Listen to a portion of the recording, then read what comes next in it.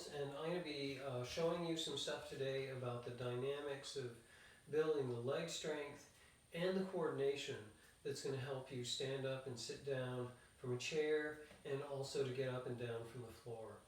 Okay, so we're going to start with doing some warm-ups, and then I'm going to show you the drill with the chair. It's really helpful to have a folding chair for this. So warm-ups, some strengthening exercises, the drill with the chair, and then taking that drill to picking something up off the floor, and then taking that to getting up and down from the floor with a little bit of a roll. So here we go. And if you like this kind of material, make sure to subscribe, to like the video, and you'll get more content like this. So let's start with our warm-ups. For our warm-ups, we're going to be in this plie with the feet about 90 degrees to one another, and I'm going up and down with my thighs. So my knees go the same direction as my feet, and I run my hands on my thighs just to keep track, and I'm just coming straight up and down here. I'm going as far as I'm going because that's comfortable for me. You do what you want to do, what feels comfortable to you, okay? So we do this gets my thighs a little bit warmed up. So this is a great way to warm up and strengthen your thighs a little bit, and also to increase the flexibility here in your groin. Then we do a single-legged motion like this, where my weight stays forward in the forward leg, and I'm coming up and down like this. So I'm bending at the ankle, knee, and hip joint. I'm keeping my upper body pretty much the same, and I run my hands around my knee, again, just to know where my knee is, and this foot is on the ball of the foot.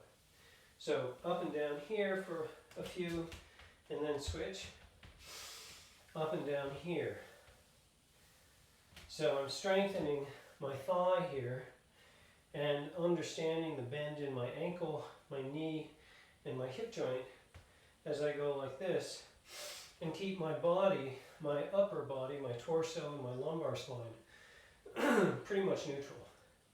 Okay? So, doing that. These warm-ups should make your legs tired. They're fairly vigorous. Okay, and then we integrate that in with a chair. So many people, as they get older, they try to stand up and sit down the same way that they used to when they were younger and had more strength and energy. And they run into trouble because they're expecting themselves to be able to kind of move in a way that they used to move when they were younger. And we have to move more efficiently as we get older. We have to be more sophisticated in our understanding of how movement works in order to not have to do so much labor. Okay? So, forward foot, that hand's on the chair. I'm scooted over to the side so that I've got this room here on the chair. This hand here I'm using as a pendulum. So I rock forward and stand up, and I bend at the hip joint and sit down. So rocking, stand, bending, sit, flex at the hip joint, erect, flex at the hip joint, erect. Exhaling here, inhaling here. Exhale, inhale, exhale, inhale, exhale, inhale, exhale, inhale. And after you've done that a few times on that side, then we switch. This foot's on the ball of the foot. This foot, that hand's going to be on the chair. This one's going to be the pendulum. So, inhale, exhale, inhale, exhale, inhale, using my momentum to make this easier. So In order to do that, I have to be confident of my balance and coordination and just flex, vertical, flex, vertical, flex, vertical, flex, vertical. Sometimes you'll be in a situation where you'll have a table here. And when you have a table, then you can push on the table and use that, and use the table. But it might still be helpful to find the chair with this hand and find the table with this hand. So you know exactly where you are. Table here. Sometimes people will stand like this. They'll use their knees as a table, which is just fine. You come here and push against your knees. Come here and use the support of your lower leg to be able to stand and sit with more control. But again, we're bending at the hip joint, straightening, bending at the hip joint, coming down. And if you sit down in this way, here, you don't have a lot of control. And so that's the benefit of having connection with the chair for standing up and sitting down. Is you end up having more control at this point here, where I sit and where I stand, where I sit and where I stand. More control of my hands on the chair. Okay? More control here with my hands on the chair. Okay, so that's using a chair. Then we take the same pattern and we apply it to picking stuff up off the floor. So I drop my pen. I put my forward foot right next to the pen. This foot's on the ball of the foot. Same dynamic of the chair. Okay, I'm coming down here, pick up. So I'm using the picking up hand as the pendulum. Pendulum here, pendulum here, pendulum here, pendulum here, and like that. Forward foot right next to the object that you're going to pick up. This hand, the opposite hand from the forward foot, that's going to do the picking up. This foot's on the ball of the foot, and we go pendulum, pick up, pendulum, down, and like that.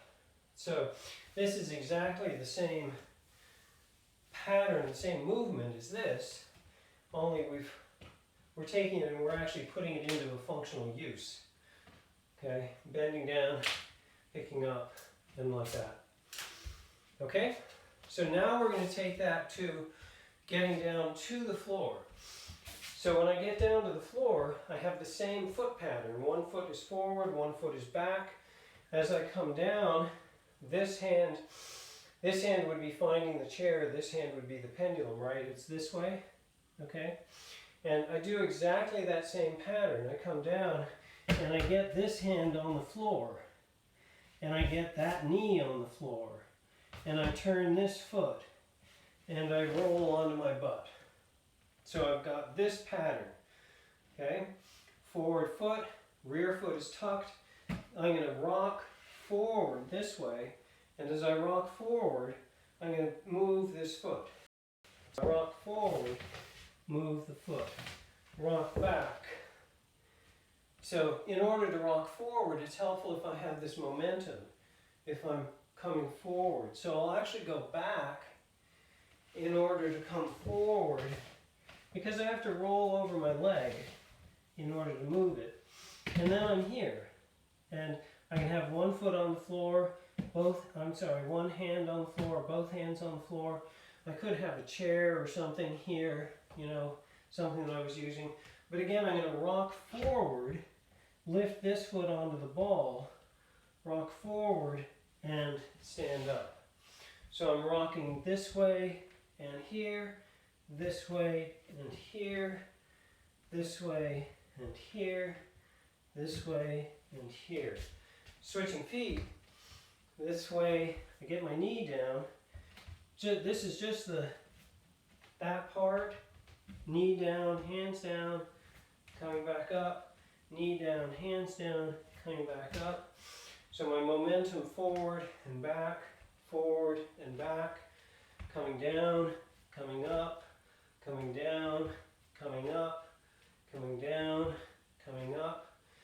When I'm down, then I move that foot and I roll onto my butt. And then I'm going to come forward, and I've got the same structure. It's sort of a kind of a figure 4. Okay? As I come here, I'm using this hand to roll me over this leg, roll me over here. Then I have both hands here, and then I'm doing momentum this way, up, momentum this way, down, momentum this way, up, momentum this way, move the foot leg, move the hand, down, here.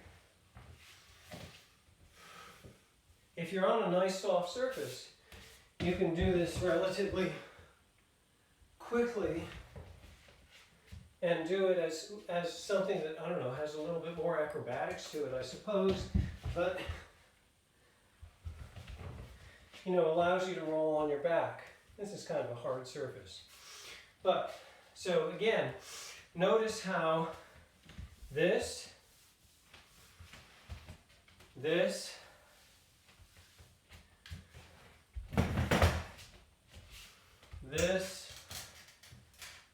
right? It's all the same motion. Using the legs, bending down, picking up, using the legs, using the momentum. It's much easier with good momentum, okay? As we get less sure of our balance, we're less willing to have momentum, and it makes the whole process of standing up and sitting down more difficult. So balance and momentum and this skill, they're totally related. So practice this when it's easy, so that when you need it, you don't have to invent it. Okay? Great. Enjoy that. See you in another video.